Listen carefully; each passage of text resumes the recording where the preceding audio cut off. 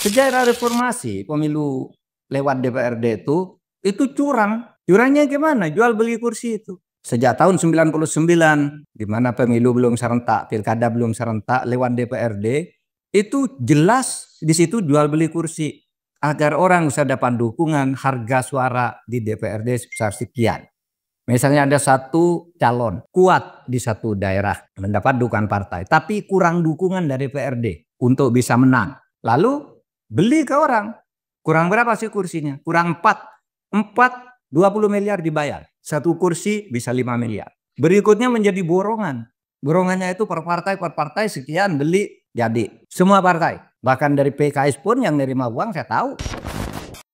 Kalau yang sekarang ini kan eceran. Pakai amplop-amplop gitu ke rakyat. Dengan wah mahal sekali sekarang ini. Mahal banget. Saudara saya baru saja sore tadi datang tamu. Ini menang di pemilihan. Tetapi sebelum pemilihan sudah didiskualifikasi dengan alasan yang dicari-cari. Tapi rakyat tetap memilih. Sehingga meskipun dia didiskualifikasi terpilih dengan suara terbanyak. Ini akan jadi masalah. Tetapi apa? Ini permainannya lewat KPU. KPU mendiskualifikasi dia atas perintah Bawaslu daerah. Bawaslu daerah itu ditengarai dan akan dibuktikan di pengadilan dikendalikan oleh seseorang yang punya uang. KPU-nya, Bawaslu-nya apa itu punya secara terstruktur. Bukan lagi sekarang borongan kepada partai politik, tapi KPUD di mana-mana bisa dibeli. Apakah langsung atau lewat DPRD? Pada saat ini posisi saya menyerahkan ke diskusi politik yang lebih terbuka, ke DPR lah, ke parpol, perguruan tinggi dan sebagainya. Kenapa saya katakan pada saat ini? Sebab di masa lalu itu, tepatnya tahun 2012 sampai 2014, saya salah seorang yang mendukung pilkada itu dikembalikan ke DPRD. Karena pada waktu itu bukan hanya saya, ya saya waktu itu hakim MK mengadili ratusan kasus pilkada ini. Memang di situ terjadi perusakan oleh pemilihan langsung ini terhadap kehidupan masyarakat, terhadap harmoni di masyarakat dan juga sikap masyarakat di dalam berpolitik. Gitu. Sehingga pada waktu itu yang setuju kembali ke pemilihan DPRD itu semua partai politik. Pada waktu sudah buat komunike bersama parpol bahwa kita kembali ke DPRD saja karena rusak pemilihan.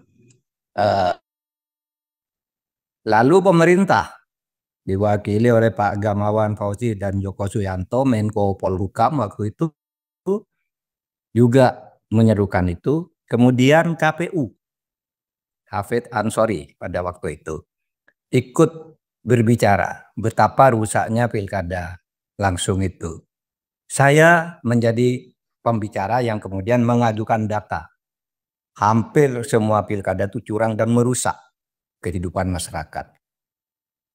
Apa kerusakannya? Nih, data resmi yang dikemukakan ketika itu, 62% kepala daerah hasil pilkada itu terlibat korupsi. 62%. Itu datanya Pak Gamawan Fauzi yang kemudian mungkin menjadi bahan disertasinya. Sampai dengan tahun 2020, ketika saya sendiri sudah Menko Polhukam, data dari KPK dalam satu forum berbicara dengan saya Pak Nurul Gufron, 84% pilkada itu dibiayai oleh Cukong. Dan ketika dia menang atas dukungan Cukong, maka kemudian konsesi-konsesi, akses terhadap APBD, akses terhadap APBN yang untuk proyek di daerah, itu harus dibuka untuk para Cukong. Termasuk lisensi-lisensi untuk perizinan sumber daya alam. Saudara, pada waktu itu NU dan Muhammadiyah nih. NU dan Muhammadiyah, dua ormas terbesar. Itu menyatakan kembali saja ke DPRD. Kenapa? Ini rusak nih masyarakat ini. Korupsinya luar biasa. NU Muhammadiyah itu bisa di apa? Jejak digitalnya masih dibuka sikap NU dan Muhammadiyah ketika itu. Ya rusak, suap menyuap luar biasa. Lalu ada yang bilang di dalam sebuah munas NU, Pak, DPRD itu lebih lusak. Itu DPRD itu kursinya dijual satu untuk memilih seseorang, harganya bisa miliaran harga satu kursi itu. Lalu apa jawab NU pada waktu itu? Suap itu bisa dilokalisir. Satu DPRD kalau provinsi itu kan paling banyak 100. Kalau yang korupsi menjual kursinya taruh 51%, 51 orang agar bisa menang, itu kan bisa lebih mudah diawasi. Di DPRD kursi DPRD kabupaten kota 45 atau 25 kursi itu separuhnya cuma berapa. Tapi yang ini yang dirusak rakyat. Nah, oleh sebab itu saya katakan pada waktu ya udah kembali aja ke DPRD dan tidak sulit ketika diputus di DPRD itu ya bahwa undang-undang itu disetujui oleh semua parpol, bahkan di DPR juga itu sudah disetujui di tingkat 1, di tingkat 2 di voting. Di PDIP kemudian walk out. Tapi tetap menang. Kembali ke DPRD. Nah, sesudah itu LSM, masyarakat sipil yang juga punya alasan ini demokrasi mundur kalau kembali gitu. Wah, Pak SBY dibully habis-habisan. Pak SBY dibully, Anda sudah merusak demokrasi, Anda berhasil membangun banyak hal untuk politik Indonesia, tapi pada saat Anda mau turun, Anda sudah merusak demokrasi ini. Dibully habis, sampai yang saya baca di pemberitaan, Pak SBY terbang ke Amerika di pesawat itu tidak bisa tidur, seperti keruh wajahnya, bahkan dia mengatakan menangis. Nah, begitu mendarat di Amerika, Pak SBY lalu bilang, saya akan ikut suara rakyat. Akan ikut suara rakyat. Kenapa? Kalau rakyat menghendaki pemilihan langsung, akan turut agar kepemilihan langsung tetap. Persoalannya sekarang, gimana Pak itu sudah disahkan oleh DPR melalui voting yang menangnya menang telak. Lalu dijawab oleh Pak Sudi Silalahi waktu itu dari Amerika. Presiden tidak akan menandatangani RUU yang sudah disetujui itu. Nah, waktu itu kami banyak yang berteriak. Saya berteriak juga pada waktu itu. Apa? Pak, kalau tidak ditandatangani, undang-undang itu berlaku dengan sendirinya. Berdasar pasal 20 Undang-Undang Dasar tahun 1945, pasal 20 ayat 5 bunyinya itu, sebuah RUU yang sudah disepakati oleh pemerintah dan DPR harus ditandatangani oleh presiden. Tetapi kalau dalam 30 hari tidak ditandatangani, maka tidak perlu ditandatangani. Jadilah dia undang-undang. Ini sejarahnya. Terus singkatnya Presiden SBY pulang ke Indonesia, tanda tangan RUU itu tanggal 29 September. Tanggal 29 September dia tanda tangan. Kemudian tanggal 2 hari kemudian diundangkan oleh Menkumham, tanda tangannya oleh Presiden 29 September, undang-undang itu diundangkan tanggal 2. Tapi pada tanggal 2 itu juga Presiden mengeluarkan Perpu yang mencabut undang-undang yang dikeluarkan hari itu. Ini persoalan politik.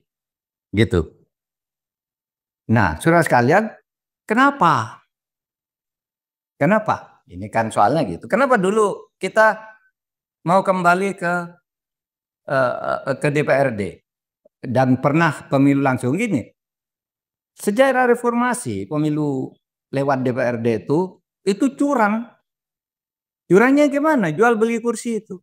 Saudara masih ingat sejak tahun 99 di mana pemilu belum serentak, pilkada belum serentak, lewat DPRD itu jelas di situ jual beli kursi agar orang bisa dapat dukungan, harga suara di DPRD sebesar sekian.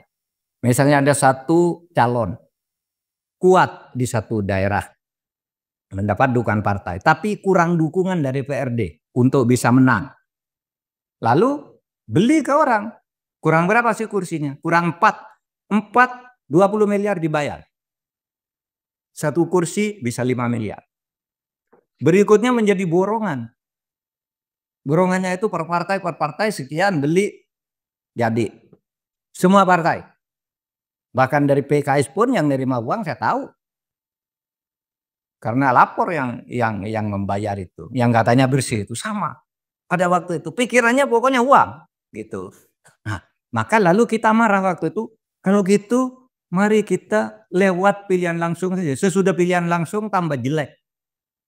Kenapa? Karena kalau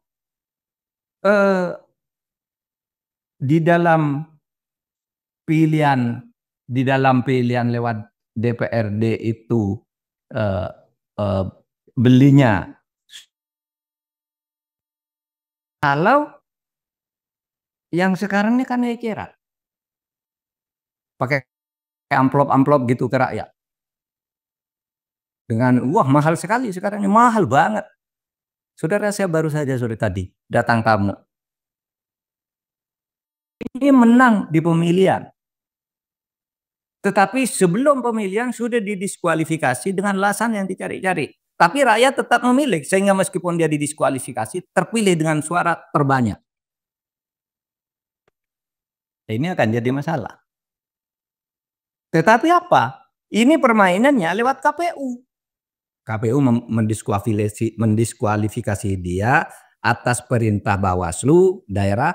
Bawaslu daerah itu ditengarai dan akan dibuktikan di pengadilan dikendalikan oleh seseorang yang punya uang. KPU-nya, Bawaslu-nya apa itu punya secara terstruktur. Bukan lagi sekarang borongan kepada partai politik. Tapi KPUD di mana-mana bisa dibeli. Tidak seluruhnya. Tapi nanti akan Anda mendengarkan pembuktian itu nanti di sidang-sidang MK yang disebut oleh Pak Abdul Aziz tadi. Sekarang ini gugatannya udah 50% lebih. Itu nanti akan akan dibuktikan. Tentu waktu saya ketua MK yang begitu itu tidak membatalkan hasil pemilu. Gimana misalnya saya membayar Pak Jana, bayar Pak Aziz, bayar Bu Siti Zuhroni, tolong dong bayar. Terima uang, ada bukti. Terima uang. Tapi tidak ada bukti bahwa di balik suara Anda nyoblos. Sehingga MK katakan ya itu tidak membatalkan dong. Terus apa? Kita catat ini terjadi pelanggaran pidana. Sehingga pilkadanya waktu itu saya nyatakan menang.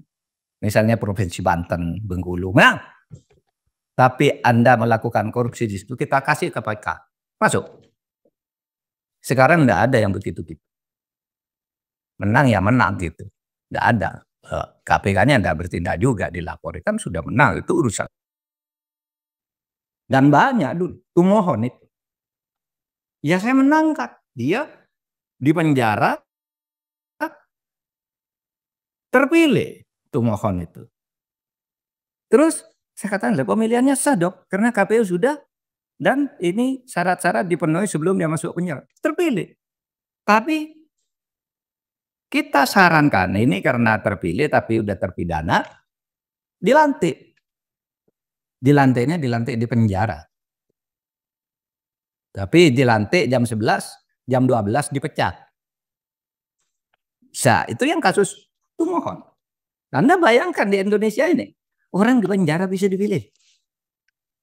Nggak ikut kampanye, menjelang kampanye masuk penjara dia karena terbukti secara sah dan meyakinkan dan inkrah kemudian terpilih. Dan sebab itu ini penyakit masyarakat, sehingga waktu itu oh ya udahlah kita kembali ke DPRD aja. Tetapi kemudian saya melihat sebenarnya pemilihan langsung ini ada bagusnya. Kemudian partisipasi masyarakat bisa langsung. Kalau ditanya positifnya, bahwa partisipasi masyarakat bisa langsung sekarang. Bahwa sekarang dibeli, pemilu berikutnya dibeli oleh orang lain lagi, pemilu. Karena itu tergantung pada kalau teorinya Pak Budi Pak Budiono itu kan pendapatan per kapita kita memang dalam sekarang ini masih sebesar 4.700-an pendapatan per kapita kita itu. Padahal kata Pak Budiono satu pemilu itu akan mulai agak demokratis betul kalau sudah 6.000 pendapatan per kapitanya. Kalau masih di bawah itu masih jual beli suara itu masih terjadi gitu. Ini Pak Budiono tentu bicara dari aspek ekonomi politik sebagai pidato guru besarnya waktu itu, tapi wapres waktu itu. Nah, saudara sekalian, saya melihat ya, mana sih yang sekarang rusak? Bukan hanya parpol menurut saya, yang justru lebih parah tuh penyelenggaranya. Kalau parpol tuh jual gitu, jual rekomendasi, sekali selesai. Tapi di lapangan KPU, ya kan, Bawaslu, itu yang banyak. Itu akan jauh lebih banyak daripada parpol. Dan itu tidak bisa misalnya parpolnya baik kalau penyelenggaranya kayak gitu. Aparat, misalnya aparat, kalau kita mau nodo polisi, tentara, iya ada, tetapi itu tidak untuk satu parpol. Di tempat tertentu dia dukung calonnya Golkar, di tempat lain dukung calonnya Demokrat, di tempat lain lagi calonnya ini, gitu. Itu aparat. Sehingga tidak menginstitusional dalam arti merupakan kebijakan Polri sebagai institusi, tidak.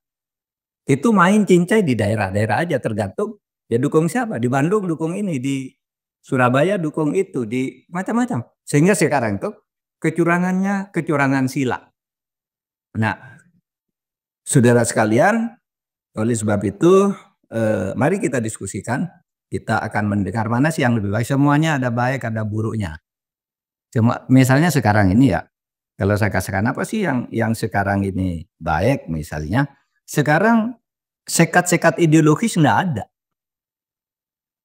Sekat ideologis enggak ada. Orang mengatakan PDIP dengan PKS itu enggak akan pernah ketemu karena secara ideologis bertentangan. Itu mungkin di Jakarta. Di tempat lain mereka bersatu. Iya kan? PDIP dan Golkar ribut di DKI. Tapi di daerah lain bersatu. Itu sebabnya PDIP itu sekarang mendapat kursi bupati kepala daerah yang didukung oleh PDIP. Yang diusung maupun didukung. Diusung sendiri sebagai atau bukan, jumlahnya 249. Anda tidak bisa bayangkan kalau misalnya lihat di Pilpres. Itu kayaknya musuhan betul. Di daerah-daerah enggak. Cair. Dan itu baiknya pemilihan langsung. Enggak bisa dihegemoni. Kalau pemilihan lewat DPRD, hegemoninya gampang nanti. Jadi cingkai lewat pusat, habis. Itu juga sebabnya dulu, kenapa DPRD yang sudah disetujui sebagai tempat pemilihan itu sebagai jalan terbaik. Karena pada waktu itu meskipun sudah disepakati terjadi peristiwa politik yang tragis. Tahun 2014 itu. Nah, pada saat proses pengesahan itu terjadi Pilpres. Pilpresnya, pilihan presidennya yang menang waktu itu Pilpres dan Pilkada. Nah, Pilpres dan Pileg itu kan sama dengan sekarang. Tapi hasilnya berbalik. Pilpresnya yang menang Pak Jokowi. Legislatifnya yang menang koalisi merah putihnya Pak Prabowo. Saya nggak ada khawatir Pak Jokowi ini kuat nih di eksekutif. Tapi kalau DPRD-nya dikuasai Pak Prabowo dari pusat sampai ke daerah, pemerintah tidak akan stabil. Dan pada waktu itu memang koalisi merah putih kan menyatakan, wah kalau gitu kita kuasai DPRD. Sudah diatur. Ada keberitaan diatur, kita kuasai. Di mana kita paling banyak kita bagi. Di sini kasih koalisi kita yang ini, di sini bagi-bagi. Sudah koalisi merah putih menang. Di situ lalu ada kekhawatiran PDIP yang tadinya menolak, yang tadinya menjadi pelopor pemilihan lewat DPRD itu berbalik. Biar pemerintahan Pak Jokowi stabil, sekarang pemilihannya langsung aja lagi. Nah, itulah kemudian mendapat sambutan dari LSM atau LSM yang mengusulkan disambut oleh PDIP, disambut juga oleh NU dan Muhammadiyah. Betul katanya. Yang tadinya dukung itu balik. Nah itulah sebabnya lalu Pak SBY terpepet. Meskipun beliau ini pelopor kembali ke DPRD dulu bersama Gamawan Fauzi. Tapi terpepet akhirnya dia pulang ke Indonesia itu. Saya ikut rakyat saja. Nah ini artinya apa? Artinya desakan publik, media sosial dan sebagainya sekarang sudah berperan untuk melakukan perubahan-perubahan atau arah politik yang besar. Termasuk itu tadi contohnya dan yang akhir-akhir ini juga. Sehingga pembicaraan ini tentu saja akan sangat dipengaruhi bagaimana opini publik, medsos gitu ikut berbicara ini. Nanti akan ikut menentukan di depan. Itu dulu dari saya. Terima kasih.